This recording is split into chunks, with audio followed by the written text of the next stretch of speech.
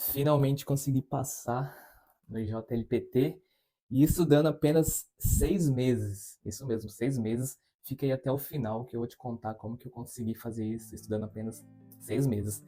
Para quem não sabe, de forma bem resumida, né, o JLPT, Nihongo no Rokushiken, é uma prova de proficiência, onde ela avalia o seu vocabulário, gramática e leitura. E a parte de escuta também, né? A parte de conversação e escrita não é o foco da prova, porém ela é uma prova bem famosa para quem estuda japonês. E eu recomendo muito, principalmente para você que está aqui no Japão, não sabe se volta ou não, a fazer essa prova aqui. Conhecimento nunca é demais. E um dos motivos de eu fazer, né, essa é a terceira vez que eu estou fazendo Nihongo no Rokushiken, e é o nível mais básico, são 5 níveis, né? O 1 é o mais difícil, 3 intermediário e o 5 é o mais fácil. E eu fiz o 5 3 vezes, eu tava travado e eu, cara, se eu não conseguisse passar dessa vez, eu ia fazer de novo até conseguir passar. A primeira vez que eu fiz, né? Por que eu fiz a primeira vez? Um amigo incentivou, o Rodrigo, que trabalhava comigo, e ele tava fazendo e eu usei aquilo como motivação. E aí eu fiz, não estudei da forma correta, né? Estudei de qualquer jeito, ele falou que era fácil, e eu achei que era só eu saber o hiragana e o katakana ali que eu já conseguia passar, fiz, e não passei. A segunda vez que eu fiz foi porque eu não fiquei satisfeito com o resultado da primeira prova. E aí eu falei assim, agora eu vou pegar mais para estudar, né? Vou estudar com livro ali, não tava fazendo um curso até então. Vou começar a fazer um curso. Aí eu fiz a segunda vez, fui um pouco melhor, e mesmo assim, por pouco, se eu não me engano, acho que foram 3 questões, se eu tivesse acertado na parte de escuta mesmo, eu teria passado. E aí, cara, eu fiquei bem desanimado. Segunda vez eu fiquei bem desanimado, até que um dia eu descobri que eu tinha a possibilidade de conseguir o passaporte japonês. E aí me veio uma grande motivação para fazer novamente a prova do Nihongo no Rokushiken. Eu dei a entrada, né? É um assunto que eu posso até gravar um vídeo falando sobre isso. Todo o processo de naturalização é, do naturalização japonesa, né? Eu ia falar do idioma, mas naturalização japonesa. E aí, durante esse processo, eles pediram para mim aprender mais a escrever kanji. E eu falei assim, cara, eu vou usar o útil ao agradável, então já vou aproveitar isso da pro Nihongo no Rokushiken para passar ali e mostrar para eles também que eu tô, para eles pro Honkyoko, que é o local aqui onde faz esse processo, para mostrar para eles que eu também tô interessado, né, que eu tô me esforçando para aprender e que eu quero muito isso. E aí eu usei isso como motivação, né, para tirar o certificado, para fazer novamente, e se eu não passasse, para eu tentar novamente, né? Quarta, quinta, sexta vez, quantas vezes fosse preciso. E aí dessa vez eu levei mais a sério. Então eu comecei uma metodologia, comecei a estudar pelo Kumon. Kumon é bem famoso, é um método bem repetitivo. Como eu tenho que aprender a escrever, né? Eu já falei assim, ali vai ser muita repetição, e aí eu descobri que no método do Kumon também você usa ele para fazer a prova do JLPT, e aí tem os níveis lá, e eu falei assim, cara, eu vou seguir fielmente a isso e vou fazer até passar. Então, eu falo 6 meses, porque o que eu passei na prova, porque eu já sabia o hiragana e katakana. Para você que vai começar do zero, talvez aumente ali um mês, sabe? Para aprender o hiragana e katakana não é tão difícil assim. É mais questão de você repetir ali e colocar em prática que você consegue fixar. E aí, nesses 6 meses, eu fiquei estudando 30 minutos por dia, todos os dias. E eu tô com esse objetivo de estudar um ano e já tô, acho que a gente tá no mês 10, já tô 10 meses fazendo isso. E eu abri alguma caixinha de pergunta lá no meu Instagram para tirar a dúvida de algumas pessoas, né, sobre essa prova, para incentivar também o pessoal a fazer. E eu vou estar lendo aqui essas perguntas, né, para responder para essas pessoas. Eu fiz lá no meu Instagram. Vai ficar um vídeo mais focado. A primeira pessoa que perguntou foi o Alex Sanches, que é a seguinte pergunta: qual porta se abre quando você chega nesse nível? Olha, na parte profissional, o N5, né, que é o mais básico, assim, não vejo que abra tantas oportunidades na parte profissional, sabe? Eu sei que no dia a dia ali ajuda bastante, coisas simples assim, as status, comprimento, coisas básicas, sabe? Parece que você vai tirando um tampão do seu ouvido assim, vai tirando um pouco daquele ruído e vai começando a entender várias palavras meio que soltas ali, e aí no contexto você consegue entender melhor. Foi o que eu percebi antes mesmo de chegar ao comprovante da prova, quando eu prestei a prova, que eu vi que eu tinha certeza que ia passar. Então acho que em questão da parte profissional não abre tantas portas assim. Porém, para mim, né, no caso, eu consegui nesse certificado, acho que a principal porta foi tirar, como que eu posso dizer? Foi quebrar isso, de eu tentar 3 vezes, eu senti que eu tava travado, isso tava me incomodando, porque eu tava estudando e aí eu não conseguia passar nem no básico, então para mim assim foi romper essa barreira do nível básico, mostrar para mim que eu consigo fazer, foi uma coisa assim, uma dose a mais de motivação, sabe? É eu olhar e entender que se eu seguir o método à risca, se eu fazer da forma que tem que fazer, não procurar atalhos, fazer tudo certinho, eu consigo passar. Então para mim essa foi a principal porta que abriu. O Ricardo Oyafuso, o Obina, perguntou quando que eu vou fazer o N4, né? Eu tava pensando em fazer agora em dezembro de 2024, né? Fiz o N5 em julho, isso foi em julho. E aí, conversando com a minha sensei, minha professora de japonês, ela falou que tava muito em cima. E aí até eu fiquei empolgado em fazer, só que eu falei assim, cara, vou fazer com calma, pra não ter que fazer 3 vezes novamente. Então, provavelmente eu vou fazer no meio de 2025, em julho, que foi a mesma data que eu fiz essa aqui. Eu acho que até lá eu já vou estar no nível de N3, se eu conseguir manter esse ritmo de estudo. Então, só em 2025 vou fazer. O Eric Sato perguntou onde arrumou o material para estudar. Isso é importante. A primeira vez que eu fiz, eu ganhei esse livro aqui do meu amigo Rodrigo. Ele me deu esse livro. Emprestou, né? Agora ele me deu. Ele falou que eu podia ficar. Então é o Nihongo Sou Matome. Ajuda bastante esse livro. Ele vem com várias partes que caem na prova mesmo. Tem algumas questões que são bem parecidas.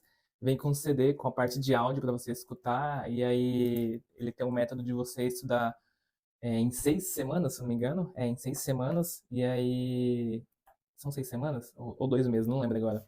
E aí cada dia você vai estudando, e é bem rápido se você pegar aqui, e eu estudei por ele da primeira vez. A segunda vez eu fiz alguns cursos online, ainda tive esse livro, tentei usar o Minano Nihongo que tá ali, só que eu achei bem difícil, porque você já sabia, tinha que saber alguns kanjis e eu não sabia. E aí a terceira vez eu comecei a usar o Kumon, que é o método que eu tô fazendo até agora. E também, agora vai o segredo que talvez eu vou responder algumas perguntas que vêm à frente. Eu usei aplicativo. Tem um aplicativo que se chama Migi, Migi JLPT.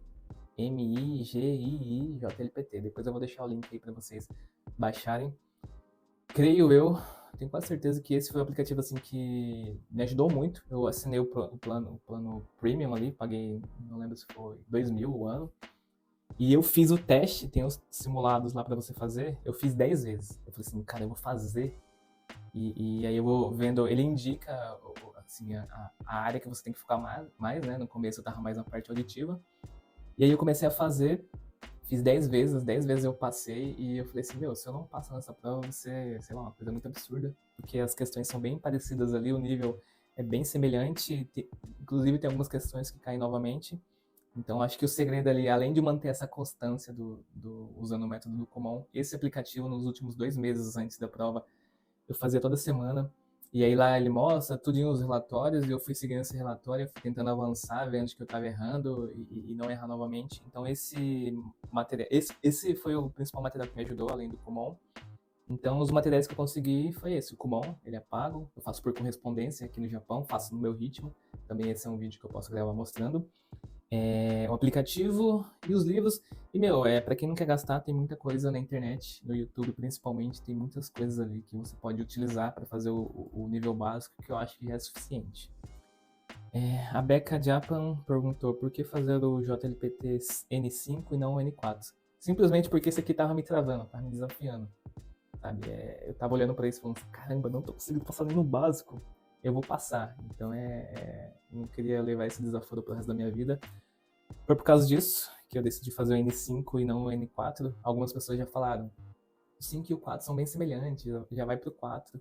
E eu falava para mim mesmo, não vou pro 4 enquanto não passar pelo 5 aqui, porque esse negócio vai ficar me perturbando, não sei até quando. A Emily Taniguchi perguntou qual o conteúdo que caiu na sua prova, só para ter uma ideia. Bom, o conteúdo é o que eu já comentei, né? A parte de vocabulário, a parte de kanjis, então para quem... A parte de kanji é mais para você ler. Então tinha um kanji lá e você tinha que saber a leitura desse kanji. São dois tipos de leitura, que tem a leitura Yon e a leitura Kun, se eu não estiver errado. E aí depois tem, para você ler o kanji, saber a leitura do kanji, como que é em katakana e hiragana. Depois tem escrito ele em hiragana ou katakana e você tem que saber qual kanji que é. Então cai essa questão de kanji. Eu acho bem fácil, porque é só você memorizar ali. Cai bastante partículas, que eu acho a parte mais difícil. A parte de gramática, verbos no passado, para você saber conjugar o verbo ali, coisas simples. E a parte de leitura, interpretação de texto, né? E a parte de escuta, né? Que eu acho que é aqui eu tenho ainda um pouco mais de dificuldade. Então, essas coisas que caem no livro aqui e nesse aplicativo já tem tudo. Tudo que tem lá cai na prova, são as principais coisas. Então é isso que cai na prova. E por fim, o Adson pergunta qual que foi a parte mais difícil nesse processo. Cara, a parte mais difícil foi manter essa constância, sabe? Eu coloquei ali 30 minutos por dia. É pouco, considero pouco ali. Para quem já assistiu meus vídeos, se eu não me engano, acho que representa 2% do seu dia ali, mas você manter isso todos os dias é bem desafiador. Então acho que essa foi a parte mais difícil, assim, de manter esse ritmo e de romper essa barreira. Isso aqui, ó, como se fosse um trauma mesmo, de você olhar e falar assim, caramba, eu já fiz 2 vezes, será que eu vou reprovar na terceira vez? Então essas foram as duas partes mais difíceis. Manter essa constância e superar esse trauma aqui. E por fim, né, as coisas que fizeram mais diferença que eu marquei aqui foram esses 30 minutos e esse simulado que eu já falei aí do aplicativo. E a melhor maneira de você estudar, sabe, é aquela maneira que você consegue ser consistente. Eu encontrei essa nesse método porque eu ajusto ali os meus horários, vejo o meu ritmo, eu sei que eu tenho aquele compromisso, então a maioria das vezes eu vou ajustando o meu horário, vou vendo aquilo. Então a melhor forma de você estudar é essa, aquela que você consegue ajustar esse constante. Não acho interessante você começar a estudar, sei lá, 2 horas por dia, se você nunca fez isso. Eu acho interessante você começar aos poucos e ir aumentando até você acostumar, né? É uma das coisas que eu falo bastante no meu Instagram. Até você criar um hábito ali. É legal você começar aos poucos, né? Pouco aos poucos se torna muito. Então você ir respeitando o seu ritmo ali e ir aumentando o nível. E também seguir um método, sabe? Desde o aplicativo ou um livro. Às vezes você pega muita coisa gratuita e não quer gastar dinheiro com isso. E esses conteúdos ficam bagunçados. E aí você não consegue avaliar, você não consegue ver o nível que você tá, você não consegue perceber onde que você está errando. E aí vai acontecer de você perceber onde que você está errando somente quando chegar o resultado da prova. Foi o que aconteceu comigo logo na primeira vez que eu fiz, que eu já fui direto, e aí depois que saiu o resultado da prova que eu fui reprovado, que eu fui ver a área que eu estudei. Então recomendo muito seguir um método, que é aquilo que você consegue mensurar, que você consegue medir, você consegue melhorar. E, meu, se você mora aqui no Japão, sério, faz. Eu recomendo muito, eu incentivo muito, mesmo que você ache que não seja necessário. Para quem mora aqui, saber pelo menos o básico já é muita coisa. E se você não sabe o básico hoje, conforme o tempo for passando, as pessoas vão aprender, as pessoas vão chegar aqui mais preparadas. Eu acho que você já deve perceber isso. E foi uma coisa que eu comentei também nos hábitos que todos os brasileiros que moram aqui no Japão têm que ter. Então aprenda, não deixe isso lá para frente, começa devagar, começa aos poucos, respeite seu ritmo, mas aprenda para você não depender de ninguém, para você não gastar dinheiro para alguém traduzir para você ou falar por você mesmo. Acho que essa é a principal mensagem, né? Usa isso aqui como uma motivação, coloca algo ali que você tem, que você quer, né? Que você quer almeja alcançar e usa isso como motivação, é mais para avaliar, né? Eu vejo isso como para avaliar o caminho que você está seguindo e você ir ajustando. Tranquilo? Vou deixar no link aí na descrição, né? O link do aplicativo e quem tiver mais dúvidas me manda aí e se possível eu até gravo um vídeo falando mais, se vocês quiserem saber também sobre o passaporte japonês, se vocês quiserem que eu aprofunde mais sobre o Kumon, né, fale um pouco mais sobre o método também, eu posso fazer isso. Beleza? Se você está assistindo esse vídeo e ainda não é inscrito no canal, se inscreva agora, clica aí, dá um like aí pra mim, fortalece a gente aí, para que eu volte mais vezes trazendo assuntos que vocês tenham interesse. Fechou? Até o próximo vídeo. Espero que esteja gravando.